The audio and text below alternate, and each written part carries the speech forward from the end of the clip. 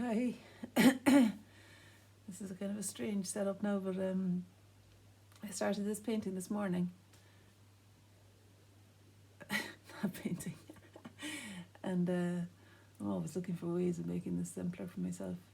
And I seem to make the whole setup more convoluted rather than less. But anyway, I started this painting this morning and I was in a little bit of a kind of a grumpier state than I am now. It's all relative. No, I'm actually sitting down, which is unusual for me, but I feel like, I'll just lower that down a tiny bit. There. I want to be able to see myself and see the board by only moving my eyes. It's almost as though your eyes are like windscreen wipers on top speed going over and back from the board to the page. Okay, so I was standing, now I'm sitting.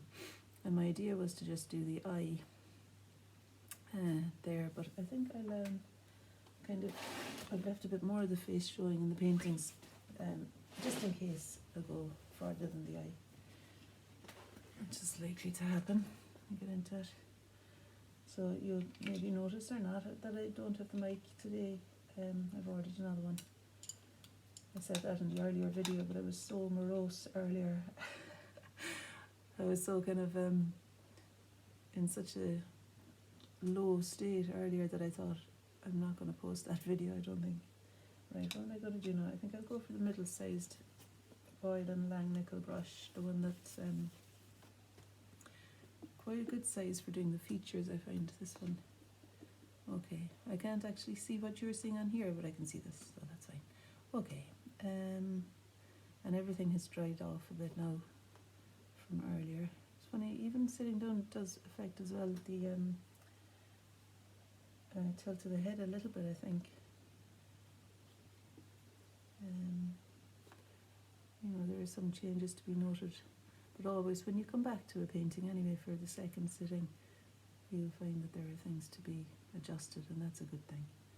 It allows you to move back in, take ownership over the work again, and kind of make it come to life, I suppose. Under the brush again, you want it to be revived back into a living thing almost. A bit like myself, I just went out for a walk with a friend there, and I'm kind of revived now back into a living thing myself. I better not speak too soon. It's one of those days, you kind of feel like, God, I'm walking on tenterhooks. But actually, I don't think I am. I better stop smiling as well, because it's changing the shape of my nose fully. Okay, there we are now. That's alright.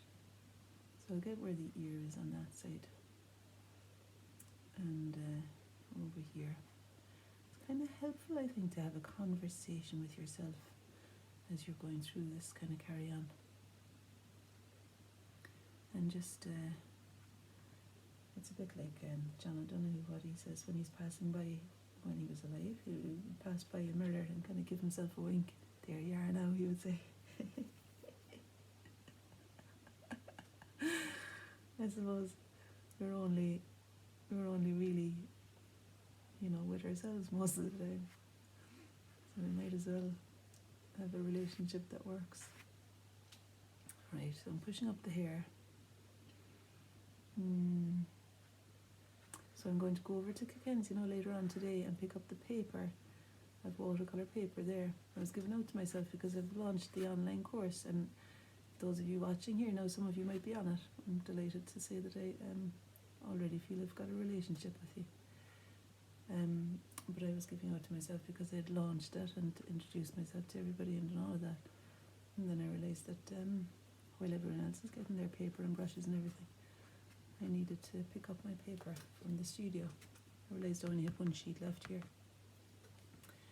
I have the studio in the garden here, but of course the one I'm talking about is over where I teach normally in East Lothian. And it'll be nice to go over there, and although it's a wet and dreary day, I'm going to stick my swimming togs in the car because, you'd never know. That's another thing that can shift a funny mood. No, the thing that's happened here since this morning when I started this painting is that I've changed the tilt of my head. So the my ear now is significantly lower than the eyebrow. And I think I've brought up the jaw to meet the ear, so I may as well bring the eyebrow up. This is going to be no harm now, because this is going to show you how adjustable watercolour can be. She said, making an accident into a teaching. I know, God, I'm annoying myself now. So the sap green into the cadmium red there, and a touch of Van Dyke brown. It'd be good if you could see the palette, wouldn't it? There. That's the colour I've got now. What I'm going to do with that. I've totally, it seems as though I've totally decided against an eye demonstration. Just do that another day. So I'm lifting this eyebrow. It seems the only thing there that's kind of concrete is the line of the eyelash. I'm sure I can lift that off. And maybe put a little bit of ultramarine blue into the brown, so it's not quite as brown, but has a bit more of a sharpness to it. It's a lot more sharpness. And the other side, so I'm kind of looking up into the mirror, I think. So my eyebrows lifted significantly there, didn't they? That was quite an operation. And I'll join onto the nose there. That shadow is a helpful one, just to locate the position of the socket of the eye and see the relationship between the eyebrow and the nose. And the thing here too is that I want to kind of locate the nose across the face. So the eyebrow there is helping me to do that. Yeah, I'm really seeing under. You know what it is? It's just that the mirror is tilted. I could have done that rather than move everything. For God's sake. Will I leave it tilted now? What'll I do? Look at the eyebrows. Oh, it's quite a shift, like.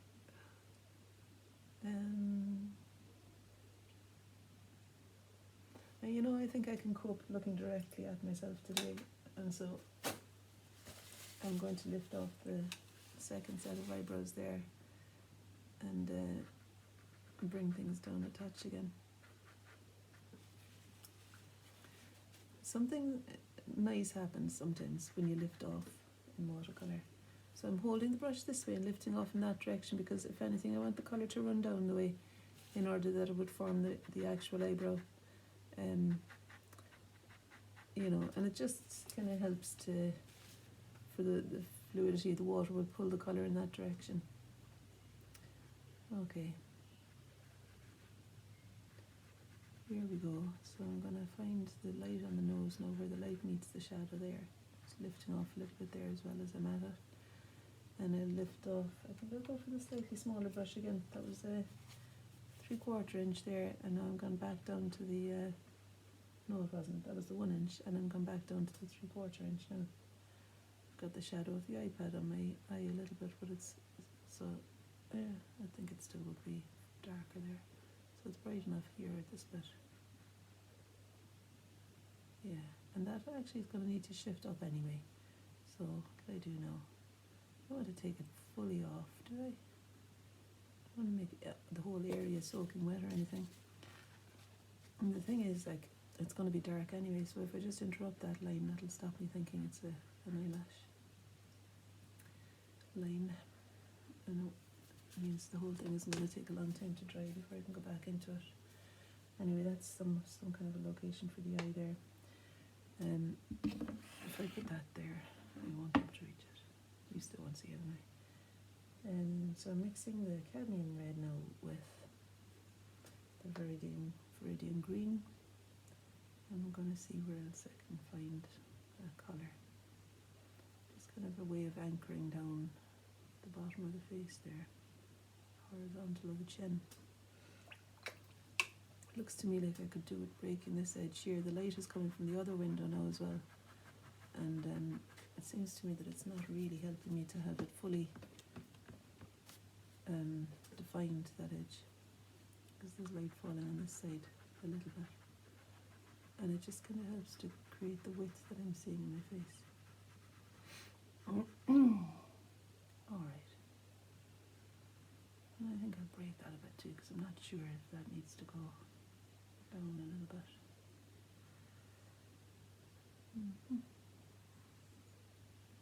I'll just leave it a little bit more undecided for a while.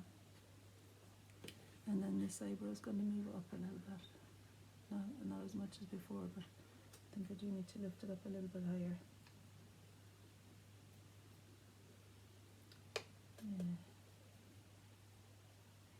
Let me see now.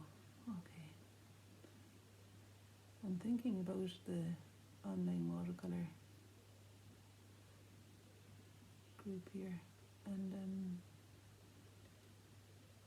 just the logistics that'll be there for folk trying to maybe get models now and doing self-portraits with glasses on, that kind of thing. Maybe needing to work from a two-dimensional image, which would be okay too. And there's also some classes that are run online where you can be with a model in real time. They sit from their own homes. And I've done that twice, once very successfully, where I really felt I was in the room with her, maybe because I knew the model. And the second time, not so successfully. It was a sunny day and I just headed away out. And only did 1 hour instead of the 2. But I was happy with one of the drawings anyway. No, I was putting a bit of a colour there in order to locate the position of the iris down the face. When I draw a straight line down from it, it's kind of slightly to the left of the corner of the eye there, I think. I see the simplest way to describe it was just to give it some colour. And I'm going to use some cerulean blue there. Because I see it, I think. It's just some sort of light that's on the white of the eye that reads it being cerulean bluish. I'm going to let that dry away now and move over to this side and find the coloured part of the eye over here. Funny looking face, looking back at me there. It might be one of these ones that's best just as an eye demonstration. But the mouth needs to be relocated, doesn't it? I'll give it a shot anyway. So I'm going to stop talking now.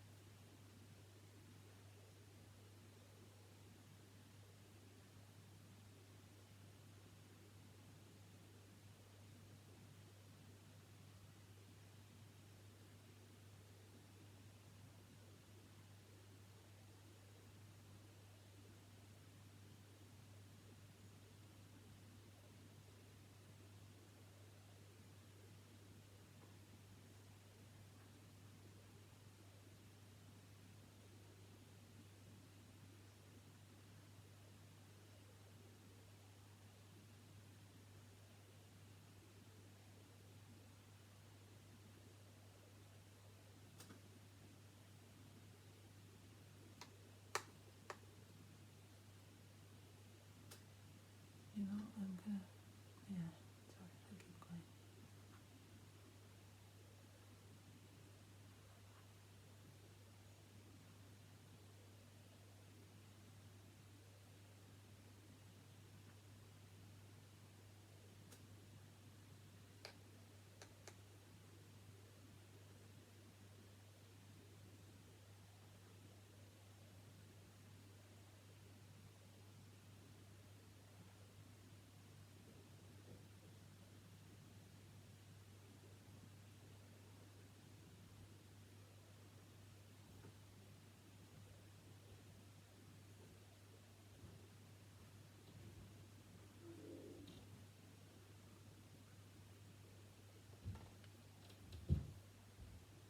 just painting away.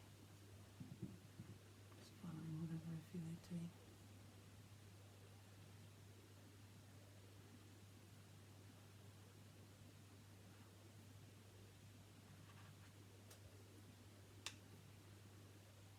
Seems to be the thing to do.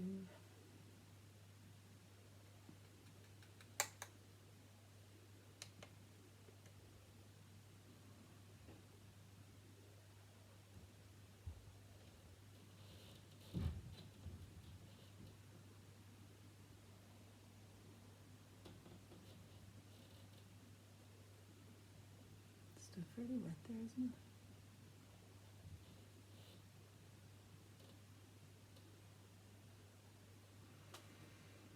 So the water behaves very differently on the dry paper than it does on the wet paper. So that was almost dry there, and I was able to make a clear mark. Whereas here it ran down, and then you can never tell whether the drips. You know, it's always worth looking at it after. If it wasn't part of your plan, it's always worth still looking at it, because I found that actually my plan is maybe very often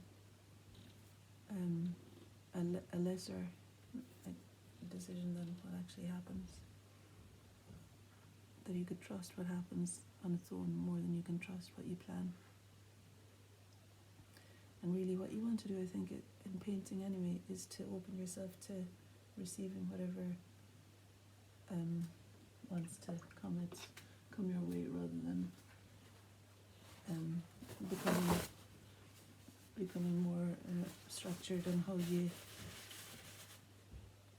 know, it's actually more fluidity rather than less fluidity in attitude that happens the more you paint, I reckon, in order that things can occur that you're not in complete control of. And in this way you'll be surprised by your painting, and there's something lovely about that. You're surprised at what shows up for you. So I think that's why teaching sometimes feels like it needs to be a spontaneous thing for me sometimes, you know, that there's there are things that you can help with, and techniques and all the rest of it, and then all of that needs to be set aside almost, and really looking is the thing that comes in then. In this case, looking underneath the iPad. And I've changed my jumper. I like the pink, so I leave most of it there. Those of you, I probably won't post the original video now because it was a bit depressing. But I was saying, those of you who might see the other video would reckon it's not that colour anymore, the jumper is wearing. I'd like a jumper that colour, actually. Oh, what am I doing next? Hi Lily. I'm just doing a video.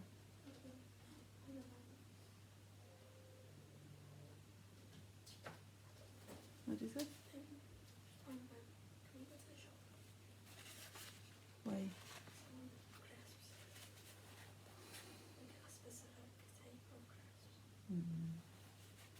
And I'm going to the studio.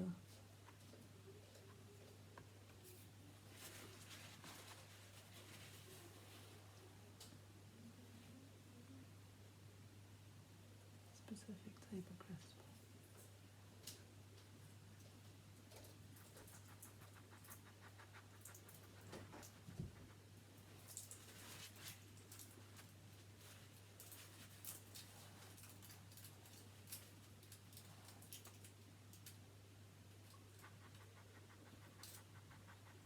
Just taking the light off above the eyebrows there.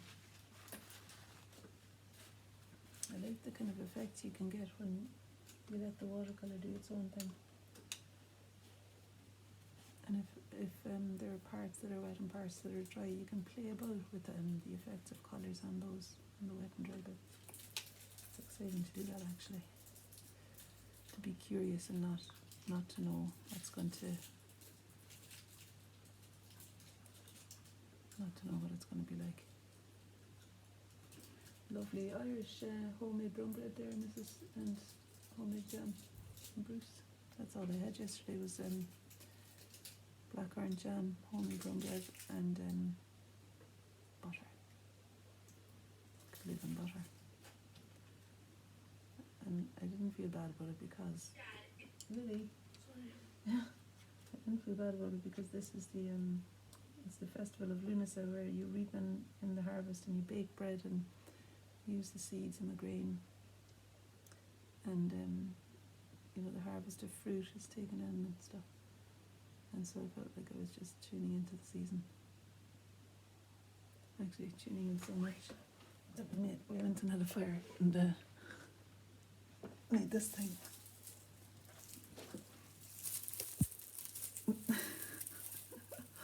Can you see it? It looked nice on the night. I think it did. You didn't. It worked with my dress, I thought. Anyway, it's kind of leaving it a load of... It's actually dock leaves, like they used to be all over the farm when we were young, and not appreciated because the seeds go everywhere and they replant themselves very easily. Right, I'm going to just, I think, well, I'm still going to operate without a plan.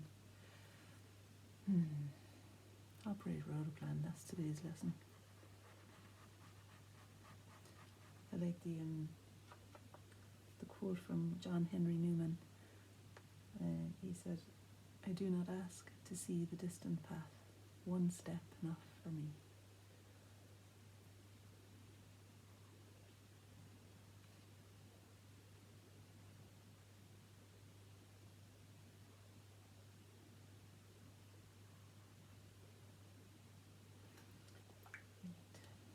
I put the orange on the outside of the face when it's actually more the colour of the skin. Well, it is on the neck there. And I'm okay with that. Right, so... I mean, I can do a breakdown of the eye. I just kind of don't want to do it this time. I think it's more important to have this kind of, like Suzanne says, my painting holds hands and comes up together.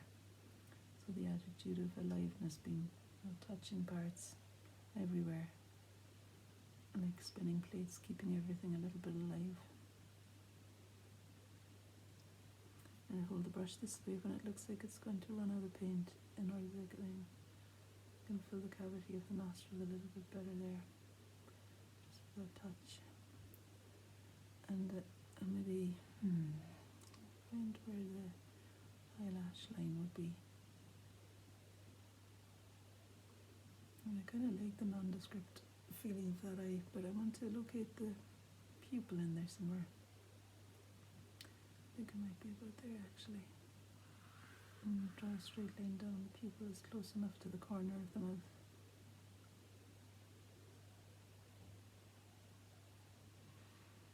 And then I can make a touch of something dark here, just to re-establish the eye brow again.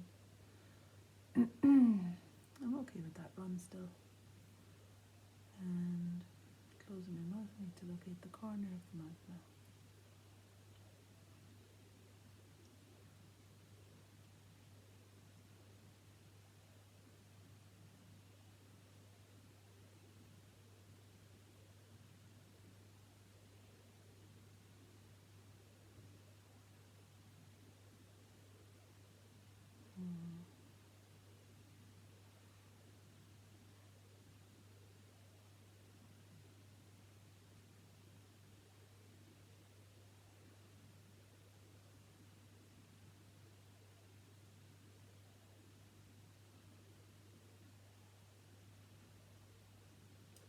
Move to a slightly bigger brush. I'd recommend that you do this so that you that you shift your brushes as you work through the painting. And close my mouth again to get the shape of the shadow under the chin. First I'll do this business here. Looks like there's a bit of orange. Yeah. They're the big companies, right? You say you're the big company, right? Right up. Guys, I'm just doing a video here. Lizzie, come here. Oh. This, Lizzie, stop it. Why? Is that why? This is her now after 2 walks, like. Is that a why? Yeah. Oh. Well, no, it's okay. It's recorded, but it's alright. What? anyway, you Doesn't were- matter.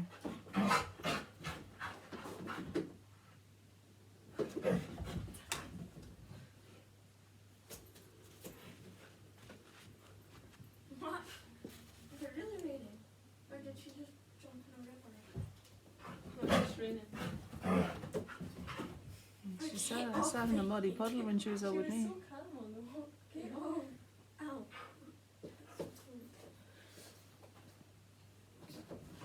Get away.